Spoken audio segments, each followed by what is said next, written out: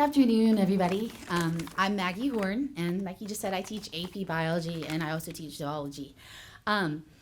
It's an honor to be here. I was kind of reflecting over the week as to what to say, and I think that the few things I thought about, there's not that many awards for teachers, and teachers put in a lot of hard work before, after school, on the weekends, late nights with coaching, and there's essentially two awards. There's the award that's voted on by their colleagues, and then there's the Star Teacher Award, which comes from a student. And I think that is, the students are what you're here for, and the students are the ones that see you put in that hard work. And so I feel like this is such a huge honor. So when I taught Tyler was in 10th grade, and Tyler did not have this long, beautiful hair. He was in the growing out phase, and so in my class, he would wear his hair in a straight up ponytail. And I'm so glad that he did, because he didn't miss anything that was going on in my class, nor his other classes as well. He's brilliant. One of the things I like about him is that he's very logical and straightforward, and it makes him a good test taker. It makes him a good student. It'll make him a good scientist. But what I consider endearing about him is the fact that he is good at prioritizing. I teach a lot of students that are anxious, thinking about grades and thinking about college and thinking about this point or that point. And for me, it's not the prioritizing of what to do when, but what's important and what's not important, and being able to learn that. And I think that few students master that until later on in life. And I think that he mastered that very early on. And I think that's something to be very proud of. And then obviously, thanks to his parents, because he is very kind and humble and helpful.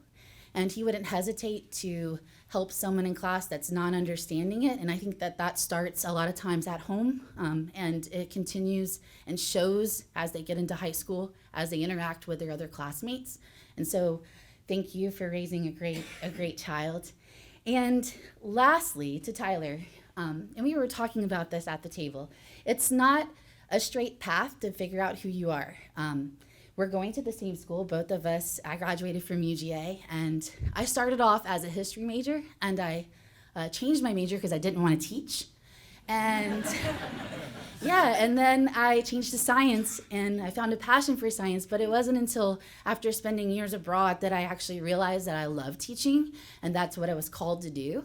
And it's not a straight path. I graduated from Northgate, and I couldn't wait to get out of Noonan.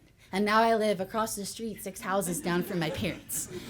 So I hope for you that you find your passion like I found mine, and it ended up being right back where I started, the same school in the same hometown. So here's Tyler.